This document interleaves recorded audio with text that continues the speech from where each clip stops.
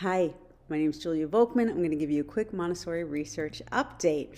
I help teach a course at Harvard, the Neuroscience of Learning, and I am president of Maitri Learning. Here's my family, and here's my adorable puppy, Apple. Okay, so that's who I am. I would love to know who you are. If we were together in person, I would poll you, but anyway, hello, I'm glad you're here. Today's plan is to review some trending research topics relevant to Montessori, including stress, disparities, social emotional learning, and creativity, how those apply to your life and work. And you're going to need a paper and writing utensil so you can take some notes, okay? Okay, I'm going to go through the slides fairly quickly, but they're available on my website. On the pedagogy blog, which is under our Learning Center, Maitri Learning Center Pedagogy blog, and you can review them in detail at your leisure. Okay, so first start by thinking for 1 minute and writing down on two sides of your paper why you're interested in this topic, why you're here, and what questions you hope will be answered. Okay, take 1 minute, time yourself, and then rejoin the video. So what's been published on Montessori since 2017, the last 5 years? So over 1,000 articles with Montessori in the title. 150 also had language as a keyword. 83 had sensory. 79 had math. 23 had neuro as a keyword, which makes me very happy because I'm the neuro lady. And 59 dissertations with Montessori in the title were published. So this is very good. There's a lot of good research happening in our field.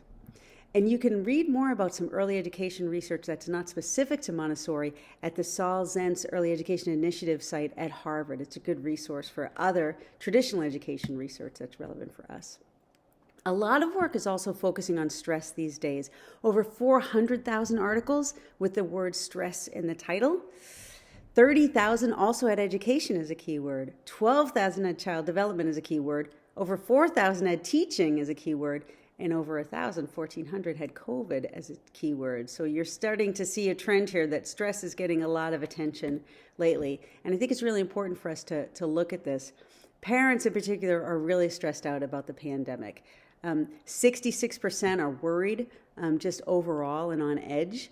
73% were concerned about how it's going to affect their family's health. 69% were concerned about their future well-being. And 72% we're concerned about their ability to balance work and family responsibilities. I'm sure a lot of us are experiencing that same challenge of balance, finding balance.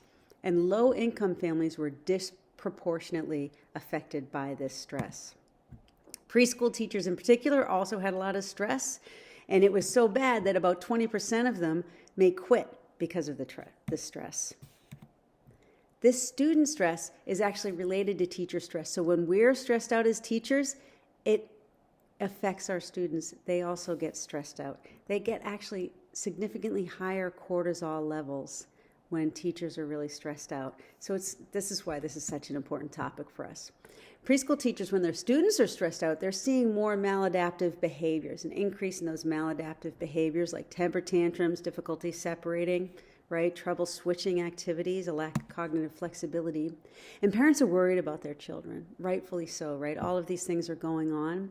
58% are worried about their academics, but 61% are worried about their social emotional development. This is a huge development, isn't it? Because social emotional concerns have kind of taken the back seat to academics historically, and now they're taking the front. So we're going to look a little more into social emotional learning as we get into this talk. So right now, I want you to get to know you better. I would like you to stand up if you're stressed out by COVID. And I know we're just all alone, right? But you could just stand up. Stand up if you're stressed out by COVID. I'm totally stressed out by COVID. Stand up if you're handling your stress gracefully. Like kind of sometimes, all right? Stand up if you're exercising to help with stress. Definitely exercising to help with stress.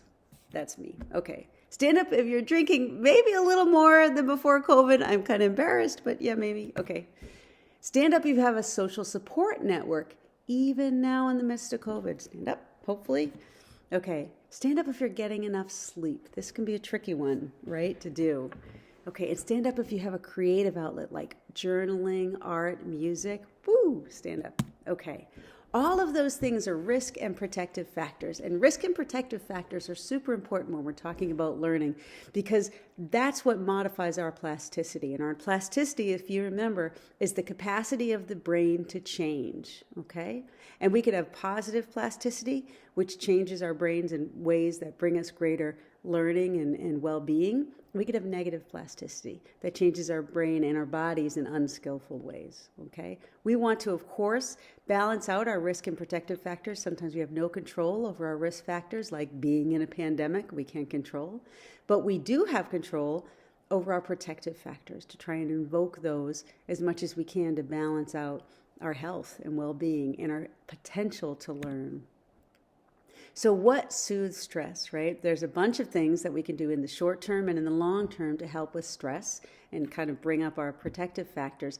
In the immediate moment, physical activity is a great thing to do. Think about it. The stress response is about running away from some animal threatening you, right? So running, right, or just moving, physical activity is a great way to burn up the stress. A little bout of physical activity can really just bump us out of a stress response.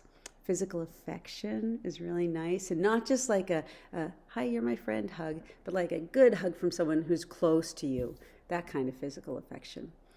Creative expression, imagination, art, journaling, and sleep, if it's effortless, is a good stress reliever. If it's hard for you to sleep, don't get stressed out trying to sleep to remove your stress.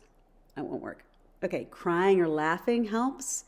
Slow, deep breathing. I was doing some of that earlier today. And actively listening to music that you really enjoy.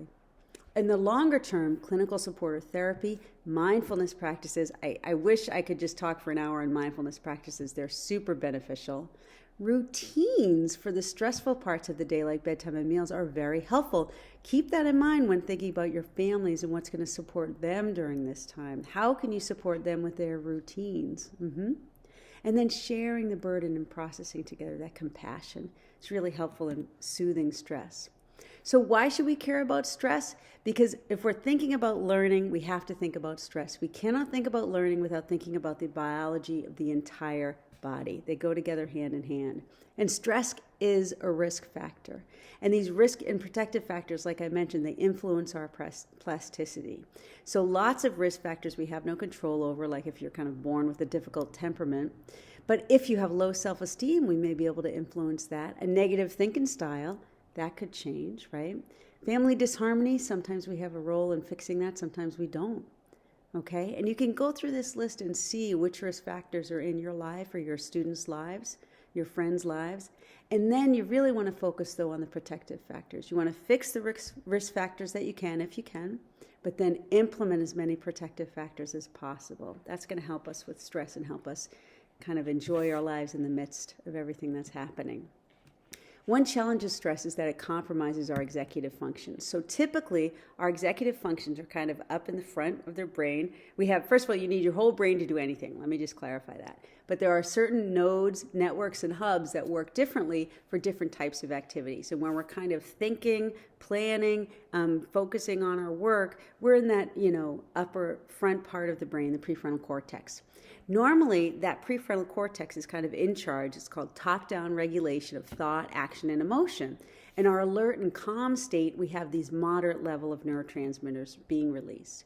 Let's say then we have an acute stress response. Okay, like someone comes in and they're like, "What did you do?" And you're like, "What did I do?" Right? You did something wrong. And maybe they're right. You did do something wrong. Okay, so all of a sudden you have this kind of shock feeling that like literally is the feeling of this brain activity leaving your prefrontal cortex and boom, and going down into your limbic system, right? Boom, physical response. That brain activity leaves. See, it's not green over here anymore. No. It's all here. And your neurotransmitter, boom, they start shooting up, giving you all the stuff so that you can get ready to run away from the stress, right? Or fight or flight, right? That's what's happening with these acute stress responses. So this is really tricky situation if it's happening in the midst of your learning. So think about it. Your boss maybe is the one who corrected you, your spouse, your teacher. So if a teacher corrects you, right, and then says you made this terrible mistake, how are you going to fix it? Well, can you give them a good answer in that moment if you're having this acute stress response? No. You'll say something, but it may be knee-jerk. You're not sure what's coming out of your mouth, right? So it's really critical for us to think about how correction interferes with learning. And we as Montessorians know we don't correct, redirect, right? That's a Montessori motto that we're always thinking about. Okay, so acute stress actually impairs working memory, it impairs cognitive inhibition, and it impairs cognitive flexibility. But it enhances response inhibition. So what does that mean? So think about it. Okay, my husband and I are installing a new microwave on the wall that we got for Christmas the other day. Oh my gosh. He's very frustrated. It's old. It's the old one. We can't get it off the wall. Nothing's working right. Okay. So he is losing his patience. He's really losing his cognitive flexibility. So I suggest something and he's like, no, we can't do it that way. He can't even think about that it's a possibility, right? And then he has no problem telling me, that's ridiculous, which he doesn't usually say, right? Because he's no response inhibition. Okay, are you with me? You've been in this situation, okay? Usually there's cursing. Okay, all right. Anyway, that's acute stress and how it compromises our executive functions. We don't want that happening all the time. Acute stress also alters memory formation and memory retrieval. All right. When we're under stress, we produce these stress hormones that enhance memory consolidation. So we remember the stressful moment very clearly, but we also use a different route of transferring that information around in the brain, the amygdala striatal route, okay, instead of the hippocampal system. So that means it's harder to retrieve it accurately. All right. So it's kind of tricky the way acute stress messes with our memory. Now, chronic stress is even a bigger problem. Chronic stress causes greater decreases in working memory, and it physically changes the brain's memory area in not so good ways. Okay. Physically changes. Now, remember, anytime you're doing anything, you are physically changing the brain. Your brain is different right now than it was when this video started. Okay. It's changing all the time. That's normal. And we want that to be happening. It has to happen. We're learning all the time whether we know we are or not. But if we have these negative changes, might take a little more effort to kind of get us back on the right track. It doesn't mean we can't change them back. We can. We just have to work at it. Okay? It's not going to be as easy as it was beforehand. Chronic stress also, this is the part that's crazy, it causes these long-term changes that make acute stress responses more likely. So the longer you're in these chronic stress situations, right, the more likely you are to be triggered into an acute stress response for something that maybe wouldn't have triggered you if you weren't under chronic stress, you know? It's like how some people, you say like, oh, they're so sensitive. Well, maybe they're under chronic stress and they can't help it, okay? They're getting triggered easily, okay? That's often caused by chronic stress. It's not a failure of the person. It's just an indication of the environment that they're living in. So, all right, are you totally depressed? Did I totally depress you? You're like, we're under stress and the brain's getting damaged. Okay, don't we just have a beach party? Let's just give up? No, okay, no, we're fine. Don't be depressed, right? There's a silver lining. It's all these protective factors I've been talking about, all right? Good news during the pandemic, 82% of parents have reported that their family spent more time together. Right? Of course, we're all locked into the same place. But that's a good thing. Family time together is a protective factor. And 51% of parents report that their family spent more time outside during the pandemic. That's also a great thing because being outdoors and getting physical activity is a protective factor. Okay? So remember, even though we're facing these risks and challenges, we can balance them out. All right? That's the huge message, the good news that's coming out of it, mixed with all the difficult news of what stress is actually doing. So we know what soothes stress. We have a bunch of protective factors we've looked at. It's also mitigated by school time outdoors. So if you're in school, if you can get your kids outside, that helps with stress, right? Do your lessons outdoors. Montessori's always been a big fan of that.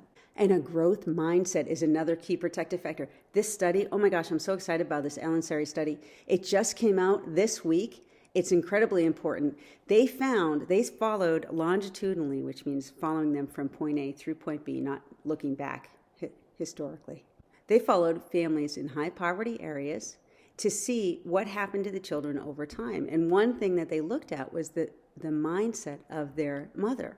Was it a growth mindset where they believed that things can change, intelligence can change depending on our circumstances and opportunities? Our effort? Or did they have a fixed mindset where they were like, nah, it's not going to change. This is just the way it is. You're kind of born that way. That's who you are. They found that if you had a growth mindset, your child actually, even if you were in very, very high stress, your child had more brain power, literally more brain power, than if your mother had a fixed mindset, even if that mother had less stress than the person with the growth mindset. It's crazy, right? This is so huge because there's so many things we can't influence in the lives of the families that we're working with, but we can influence mindset, can't we?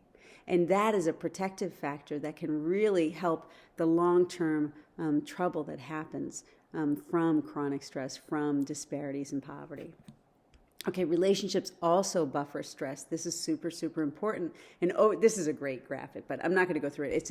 I'll just give you the oversimplified explanation is that social supports promote oxytocin release, and that buffers stress. Okay, so having positive relationships really matters. Again, we're in the perfect position to do that, all of us working with families and children, because we can be the positive relationship.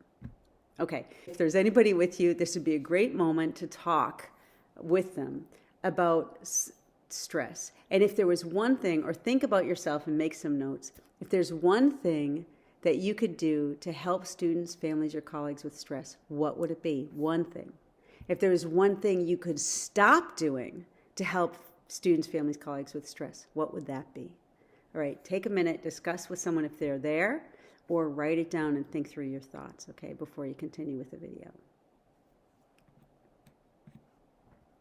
So disparities are associated with higher stress. We mentioned that earlier. Disparities, and really oversimplified, is access to resources and the presence or absence of stressors, right? So you can see here, this is just looking at some healthcare disparities in the graph and things that would change our long-term outcomes, okay? And they do influence developmental outcomes, particularly young children are vulnerable to these disparities. It changes their developmental trajectory unless they have enough protective factors to overcome it, okay? So I just want to mention quickly that oftentimes we hear about groups of people that are really homogenized, and it's difficult to homogenize diverse groups of people. We're not all the same. Variability is normal, variability is human, variability is expected from person to person and within people from day to day, month to month, right? Variability is normal. Montessori, one of our greatest strengths is that we treat all humans as individuals and we don't try to lump them into groups, okay? It's very important to make sure everyone is respected. So here's one example of how disparities in childhood influence long-term developmental outcomes. They affect cortisol levels and they affect amygdala frontal connectivity.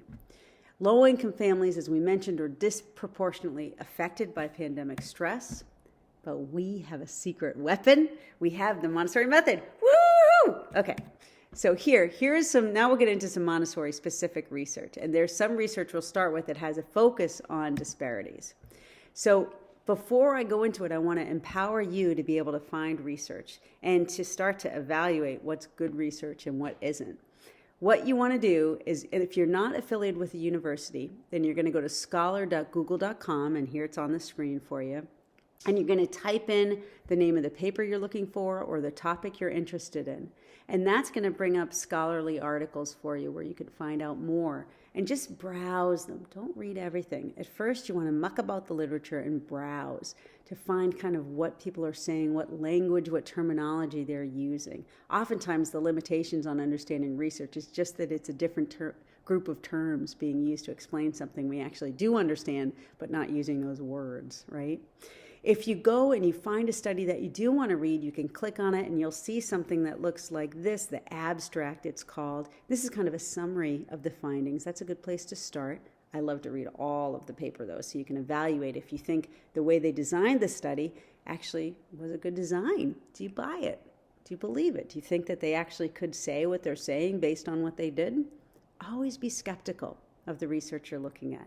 Now, if you want to read on to the study and all you can access from Google Scholar is the abstract, you can usually go to the lead author's website, and for example, Angeline Lillard in this example, and you can oftentimes get a PDF of the research from their website. So don't be discouraged if you can't get it through Google Scholar. Maybe you can get it from the author themselves. All right, so let's get into the research now. Here's a good paper that came out from Arya Ansari and Adam Winsler. And this came out in 2020 and focused on Latinx children, okay, who experienced at least 1 year of Montessori education. The study found that they demonstrated stronger pre-academic skills at the end of preschool and performed better on standardized tests of math and reading in 3rd grade than those who did not have that Montessori experience. So this study was focusing specifically on standardized assessments. Now, I'm going to give you a summary of this and other studies, but there's more that the study found that, again, if you look into the study itself, you'll find a lot more gems and jewels in there that are worth knowing. And I want you to think about how you're going to use this research with your families. If you can, like I said, get copies of the studies. It's really great to have them available for families to see or to link them on your school sites or something so that parents know that you're just not making things up. It matters. Research matters to a lot of people, okay? Another paper here was led by Philippine Courtier, and she looked at disadvantaged kindergartners in France, and she found that those who were in Montessori classrooms outperformed their non-Montessori peers on reading, okay? So this is another specific and academic focus, but in a group of children who were disadvantaged in some way. And then here we are with our research hero, Angeline Lillard, okay, from 2017. She's done so many studies, but this one was from 2017. You may have heard of it before, and it was done in the Hartford Public Schools up near me, beautiful schools that are public and follow a strict AMI method.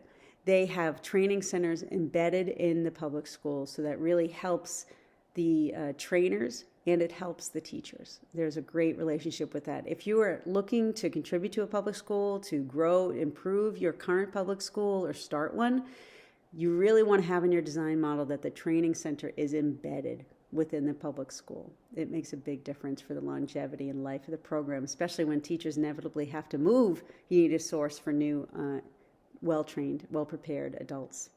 Okay, so in this study, she found many things. One of the key findings was that Montessori preschool equalized outcomes among subgroups that typically have unequal outcomes. This is a big finding. Here it is. This is the Montessori superhero cape, right?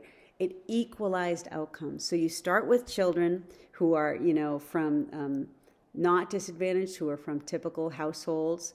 They're not in poverty. They're not in high stress. And you mix them in with children who are in high poverty, are in high stress, chronic stress, right? You put them together, and usually there's poorer results from the children who are more disadvantaged, who have more disparities in their life, okay? That's not what happened in this study. These high-quality Montessori programs equalized that. So those challenges were not continuing to be faced by the children. That is huge. That is absolutely huge, okay? So culturally responsive education must be socially and emotionally adept. This makes sense, right? You must be aware of good human behavior, right? Social and emotional intelligence means you see human and you're connecting with them. You understand a sense of what's happening with them, what they might need, how you might be able to interact. That's social emotional intelligence, right? And traditionally, social emotional learning is considered in terms of these kind of 5 inner tenets here: self-awareness, self-management, responsible decision-making, relationship skills, and social awareness. And those are all really important and helpful. And when you get a standard SEL program, those are the kind of topics that you'll likely encounter and that they'll try to target with the students they're working with. All helpful things, but I have to say that it's not complete. Right? And here is one of my research heroes, Mary Helen Imordino Yang. She's at the University of Southern California, San Diego.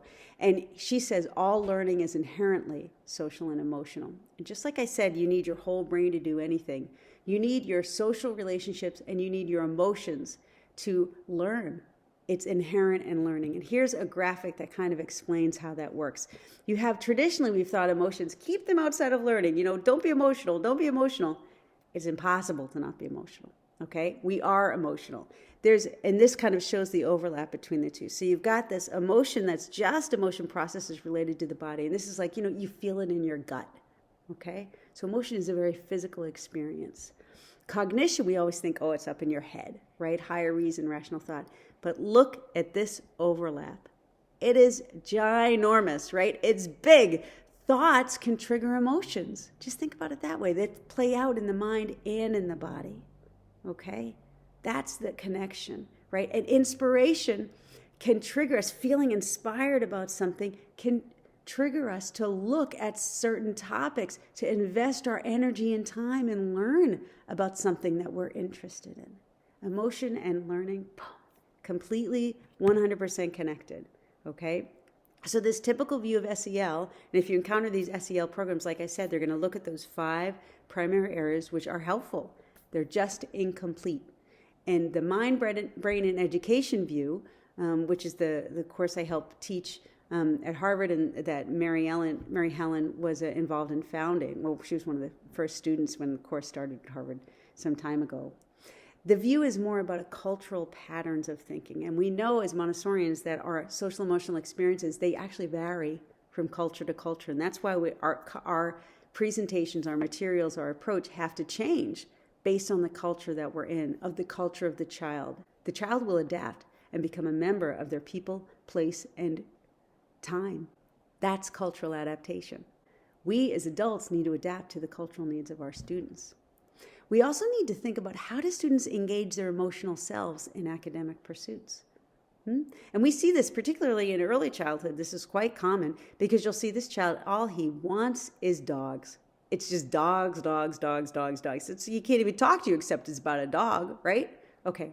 Well, we use the dog to engage them in the movable alphabet. We use the dog to engage them in, studying science, right? Studying biology. We use their interest to engage them with what they need to learn, okay? And so we're already doing that in Montessori.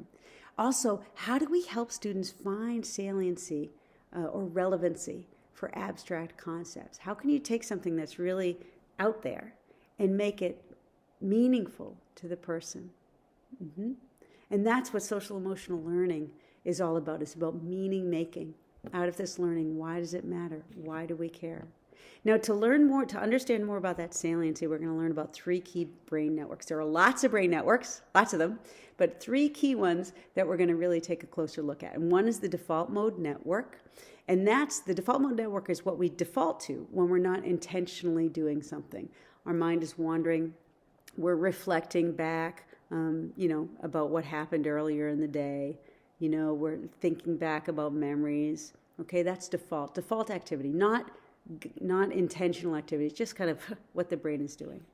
Okay, the saliency network is what notices what's happening in the world. This is where we get our inputs from our sensory system, our emotional limbic system, right? That's saliency network kind of integrating with default mode network and the central executive network. Now, the saliency network is what helps us switch between default mode and central executive. So central executive is kind of engaging, where we engage our conscious brain to think and maintain attention to a prioritized task, okay? So we always think central executive is like the smart part of our brain. Default mode is like doing nothing, and saliency is like just kind of hanging out. No, okay. Saliency is the key. Saliency is toggling. It's toggling our attention from outward in the central executive to inward in the default mode, okay? And that toggling is essential. If you're spending all your time in default mode, that could be schizophrenia. If you're spending all your time in central executive, that could be mania, okay? The saliency helps us maintain balance and helps us direct our energies where they need to go. Super important, okay? Yeah, what we think is important. That's what it is. We toggle back and forth based on what we think is important. So in this mind-brain education view, we really need to support all 3 of these networks, okay? And we need to have, for the central executive, sustained, flexible attention and productivity on tasks, right? We do that in Montessori. We help them sustain their attention. We don't interrupt their work, okay? We have to give them time to reflect, remember, and make meaning of things. That's default mode, okay? And that's also, we need emotional relevance. Why does this matter? We need to put it in context, okay? So ask yourself, I'm saying yes, but ask yourself, does Montessori allow children, do you, as if you're a teacher, allow children to reflect, pause and make meaning? Sometimes I've been in classrooms where the teacher's just like, next, what's your work, what's your work, what's your work? And no, like, one teacher actually was like, boom, boom, let's go, like this. Oh, not much time for reflection in that classroom. Okay. Does your classroom, does your environment understand the big picture, help the child understand why the big picture of why something matters? Help make intelligent choices about what to focus on. So, you've got your 6-year-old in primary who is pouring water. He's just pouring all day long for weeks and weeks.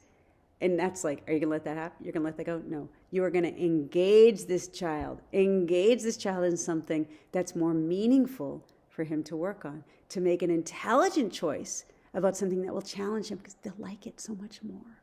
Okay? All right. And then do you help them sustain attention and productivity? Are you interrupting them? Are there things in the environment that are interrupting them? Do you have a full 3-hour work cycle so that they can sustain their attention and go through this cycle of activity, the complete cycle of activity? All right. Ask yourself, that's how we support social emotional learning. Okay. Now, this particular part about saliency and kind of thinking, what am I working on? Right? Is this what I need to be working on? Is this what I want to be working on? Is this going to bring me what I hope it will bring me?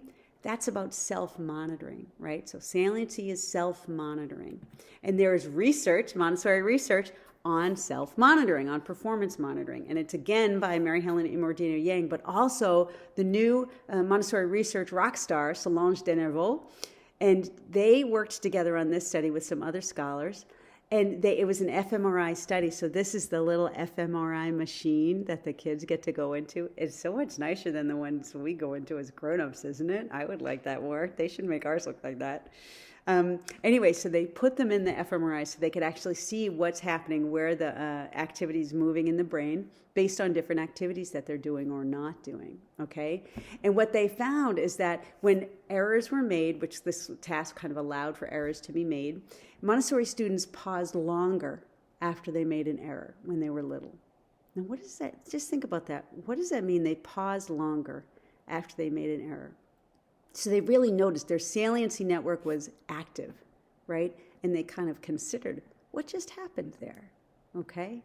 And then by the time they're adolescents, though, they were more likely to self-correct. That's what this research found. So they're pausing longer, so they're really reflecting and considering. And I think thinking about, can I do anything about this? Can I fix that? What went wrong? Where was my misunderstanding? And kind of self-correcting. That's what this suggests to me. They also found generally that there's this developmental shift from longer pauses when you're younger. After you make an error, you have a long pause when you're younger. And as you get older, those pauses become shorter and shorter, okay? They found that the Montessori children began to self-correct in shorter and shorter times at younger ages. So their pause was shorter at a younger age than in typically developing children who are not in a Montessori program. That's interesting, isn't it? So there's a long-term effect to this pause and fix your own errors thing. Mary Helen and Solange Denervaux also did another study. So that last one was in 2020. This one also published in 2020, again with the fMRI machine, looking at Montessori and traditionally schooled children. They found that in Montessori students, they may have a more exploratory, self-corrective, and multisensory approach to mathematical processes. So more exploratory, think about that, self-corrective, okay, so that's getting back to that saliency network.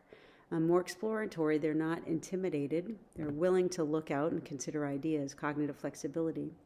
The Montessori participants actually showed higher brain activity than traditionally schooled students in areas for visual and math processing, as well as attentional and executive control. So there's something going on, right? They had actual higher brain activity. So this is reminding me of that protective effect of growth mindset that we saw in lower income children. Even if their situation was tricky, this protective effect helped them have more brain power. And here we're seeing again that maybe Montessori, my guess, is actually a protective factor when it's done well. Think about that. That's exciting. All right, here's a quiz. Let's see if you're following what we're saying so far. Okay, first, social interactions and relationships are less important than academics and education. True or false? What do you think? False. Human relationships dramatically influence the developing brain's physical structure. Okay, next. Emotions should be kept out of learning. True or false? False. You can't keep emotion out of learning. The cognitive areas for processing emotions and executive functions overlap during development. I didn't have a chance to show you the research on this, but they physically overlap. When you're looking at kids thinking and experiencing emotions, some of the areas are the same areas being triggered at the same time. Okay, overlapping areas in the brain. And feeling and thinking are not separate things, right? They're unified. Just like the brain and the body are not separate things. Kurt Fisher used to say, you can't put the brain in a bucket, okay? The brain and the body, it's the B in mind brain education was actually supposed to be B for biology, okay? It's your whole body. Your brain is not separate, okay? You can't have feeling without having thinking. You can't have thinking without having feeling. They go together. If you want more resources on social emotional learning, go to Mary Helen's site, Candle, on the University of Southern California website. Very interesting stuff there. She has a lot of talks. You could go on forever in their stuff. She's awesome. All right. There's also some great research on creativity. Now, you may have in this earlier studies noticed the sense about self-exploration, right? About kind of not being afraid of errors. And that brings to mind creativity. And now Solange Denarvaux has done a few research studies on creativity now. And this one just came out. I actually did the peer review on this before it was published. I was one of the peer reviewers. And they looked at semantic networks, okay? And semantic networks are kind of how we connect things in the brain, right? And so if you're saying, how can you connect? Like if I said frog, what would you say? You might say lily pad, right? If I said dog, you might say cat, or you might say puppy. So when they asked Montessori students to do these things, they asked them, how to connect things and how many different ideas could they come off of? How far could they go creatively with an idea based on one starting point? Montessori students were able to have much richer semantic webs than traditional students. And that's what this graphic is showing. The Montessori students, their webs are closer, they're more intricately linked than the traditional students. I'm not going to go into a great detail on how to read a semantic map. I would send you to the paper and encourage you to read it. It's really interesting and worth looking at, okay? So her conclusion was that children experiencing Montessori education show a more flexible semantic network structure. They have high connectivity and short paths between concepts, so they have lots of different things that are connected easily, alongside higher scores on creative thinking tests. Okay, again, really worth reading that paper. And another paper by her from 2019, from her and her colleagues, looking beyond executive functions, suggesting that creativity actually may moderate academic results, that it might be creativity that is changing academic outcomes. Ponder that one. Let that one bake your noodle. That's a thought, huh? This study found that Montessori participants outperformed their peers from traditional schools, both in academic outcomes and in creativity skills across age groups, and in self-reported well-being at school at kindergarten age. So this is really exciting stuff that she's working on. Go Solange Denarvaux, new hero. All right. Here's a summary, if you want an overall summary of what's been going with creativity research. This paper is from 2019 by Fleming and colleagues. And it kind of summarized some of the big things that we just talked about. It looks at the two papers we just looked at. Again, the big result for me being that creativity may moderate academic results. So sometimes people like to think, creativity, that has nothing to do with academics. Well, maybe academics has everything to do with creativity, okay? All right. So these studies have found that Montessori students are better at solving geometry problems. They perform better on creativity tests. They produce more creative stories. One study by Angeline Liller didn't find any differences between Montessori and non-Montessori students in creativity measures, right? So they're not all the same. And so we need more research. And this is why I want to ask you to always question the research that you're looking at. One study does not mean it is known. You have to have studies that are replicated and repeated in many different situations in different populations if possible, so that you can really see trends over time, because variability is normal. You could end up looking at this tiny little segment of the world that is always, way X, whereas the rest of the world really leans way Y, okay? So repeated study matters. One study is not enough. So when you hear in the news, oh, this study came out that said, everybody should eat donuts for breakfast every day and that'll help your heart. Okay, one study. Not going to counteract the 4 million studies that say, you really want to stick with veggies as much as you can, veggies, fruit, and plant-based food. Okay.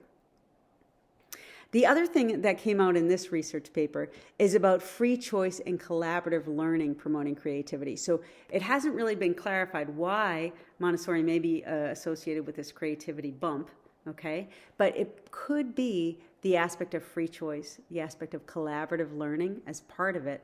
And also, these other studies down below found that rewards and evaluation actually decreases creativity. It decreases it. So when you're always like rewards and punishment, not so good for creative thinking, right? Okay, so again, we have to keep that in mind, especially if we have children who have some behavioral challenges in our room, and then, the outside person says we got to come in and we got to do a sticker chart or we got to do the reward system.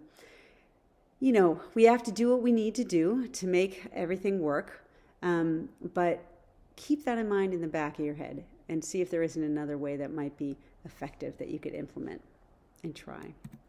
Okay. Overall, a good study that you could look at to review the evidence for Montessori is this one by Chloe Marshall. It came out in 2017 in the Nature Partner Journal, Science of Learning, great journal.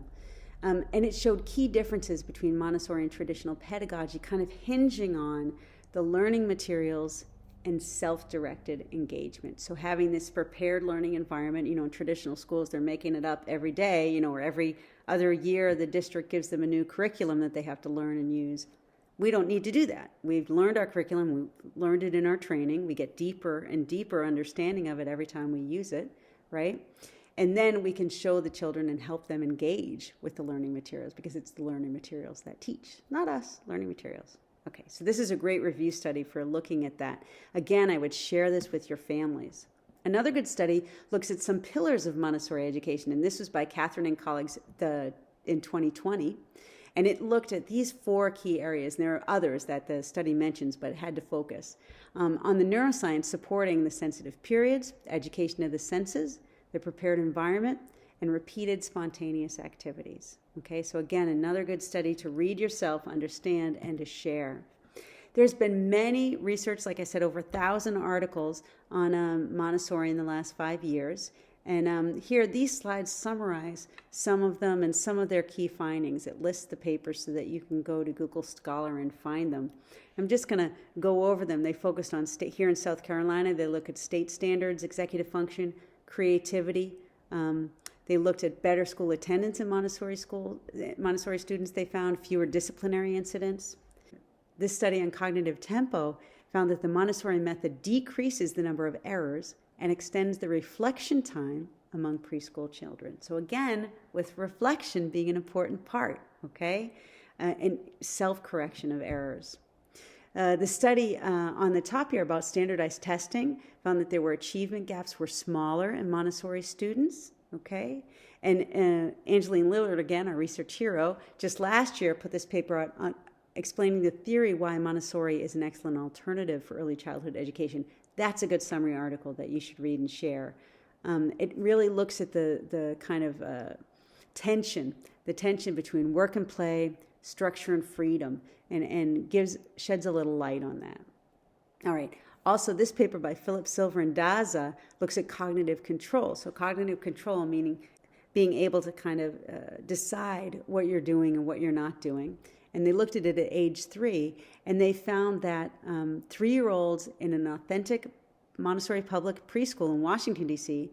had higher scores on executive function measures of inhibitory control and cognitive flexibility. Now, cognitive flexibility is that ability to think outside the box, to take somebody else's perspective. When you're putting the microwave up on the wall, you can say, yeah, maybe we could try it a different way, right? That's cognitive flexibility. And we want everyone to have that, don't we? Okay, that study also found that executive function growth in Montessori education, it theorized, might result from the design of the interaction of the child with the environment. In particular, they looked at the design element of control of error. So are you hearing these themes in here? It's about control of error, self-correction, flexibility in how one might approach something. So as we're giving our presentations in Elementary, the precision is less important because the child is the herd. They're following the herd. But in preschool, it's so important. The precision is everything. And in adolescence, that precision of emotional response is everything. They want us to be predictable and reliable, to have that order, okay? And that helps them develop all of these things that we're looking at, these strengths. There's also been a couple studies on math, which is kind of fun, that saying that Montessori advantage, there is a Montessori advantage in math. And then the second one, which is just fun, that Montessori kids had better Sudoku skills. All right, that's what it's all about. And then I have to say about dementia, 30% of us, if we make it to 90, we're going to experience dementia. This is a super important topic for all of us. And the fact that Montessori has some benefit to offer people suffering from dementia and their families is just, wow, it's huge. It's huge. So I send you to Jennifer Brush, who's kind of the leader, the renegade in this field. She's our superhero, and she's written this great book, Montessori for Elder and Dementia Care, that I would encourage you to read or to look at these studies on dementia. All right, overall, I want you to remember that science is fallible. You should question everything that you read and hear. One study is not enough. And remember that all the educated physicians used to bloodlet their patients for hundreds of years. They slice your arm to make you better. Hundreds of years. That was the smart thing to do. Okay, question it. Don't believe everything you read or hear. All right, now, go back to your 1-minute paper from the beginning, and I want you to see if your questions are answered. And if there aren't, you can put them in the comments field below, and we'll try to get to them. We'll try to expand on what we didn't have time to get into in detail now. I'll give yourself a minute to do that. And then I'll leave you with this quote, "Courage, my dear, courage. You are a new man that must adapt to this new world. Go on triumphantly. I am here to help you." Don't you love that? Oh my gosh, I love that. Okay. Now, for your own memory consolidation, I would love for you to stop for 3 minutes, stop this video, pause it, and I want you to write down these things. 3 things you didn't know before the class began. Don't look back, just remember. 2 things you would like to continue to research as your curiosity has been piqued. 1 thing you will change in your personal, professional life based on what you just learned. Okay, pause, do this. Don't do this. Every time you study something, pause at the end to take notes on what you learned. And this is one great format to do it from. Okay, pause and then continue because I have one more thing to share with you. If you want to learn more, our course at Harvard is still enrolling right now. First class is January 25th, I believe, Tuesday. It's Tuesday afternoons from 3 to 5, and anyone can take this class at Harvard. You don't have to be admitted as a Harvard student. You can just sign up. It is expensive, but hopefully you can find some funding. You can take it for undergraduate, non-credit, or graduate credit, okay? Join us. It's incredible, the lineup and what you learned from that class. The other resource I want to share with you is on my website. You can visit my pedagogy blog or my Stuff by Julia pages in my learning center. And I post whatever I can. When I come across new things, I try to make time to keep updating the research because I think it's so helpful for us all to keep current on what's happening and how it actually applies to us. Okay, I hope this was useful, and I wish you tremendous good fortune in your work.